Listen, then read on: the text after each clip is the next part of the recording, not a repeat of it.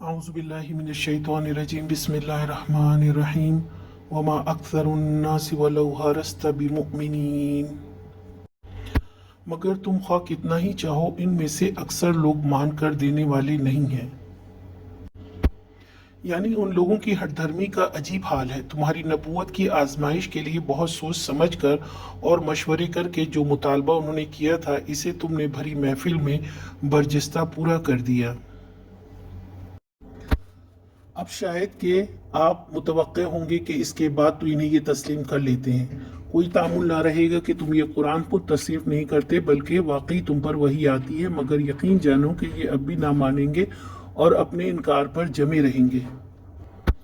इनकार पर जमे रहने के लिए कोई दूसरा बहाना ढूंढ निकालेंगे, क्योंकि उनके ना मानने की असल वजह ये नहीं है कि तुम्हारी सदाकत का इत्मीनान हासिल करने के लिए ये खुले दिल से कोई माकूल दलील चाहते थे और वो अभी तक उन्हें नहीं मिली, बल्कि इसकी वजह सिर्फ ये है कि तुम्हारी बात ये मानना चाहते हैं।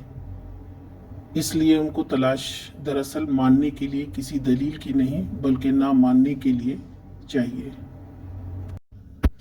किसी दलील की नहीं, बल्कि ना मानने के लिए किसी बहाने की है। इस कलाम से मकसूद नबी सल्लल्लाहु अलैहि वसल्लम की किसी गलतफहमी को रफ़ा करना नहीं है, बल्कि अल्लाह ताला और ये खिताब बज़ाहिर आपसे है, लेकिन इसका असल मकसद मुखातिब गुरोह को जिसकी मुजम्मा में ये तकरीर की जा रही है। किसी दलील की नहीं, बल्कि ना मानने के लिए किसी बहाने की। इस कलाम से मकसूद नबी सल्लल्लाहु अलैहि वसल्लम की किसी गलतफहमी को रफ़ा करना नहीं है। एक नहायत लतीफ़ व बलीग़ तरीक़े से इसकी हठधर्मी पर मुतनब्बा करना है। उन्होंने अपनी महफिल में आप सल्लल्लाहु अलैहि वसल्लम को इम्तहान के लिए बुलाया था और अचानक ये मुतालबा किया था कि अगर आप नबी हैं तो बताएं, बनी इसराइल के मिस्र जाने का किस्सा क्या है।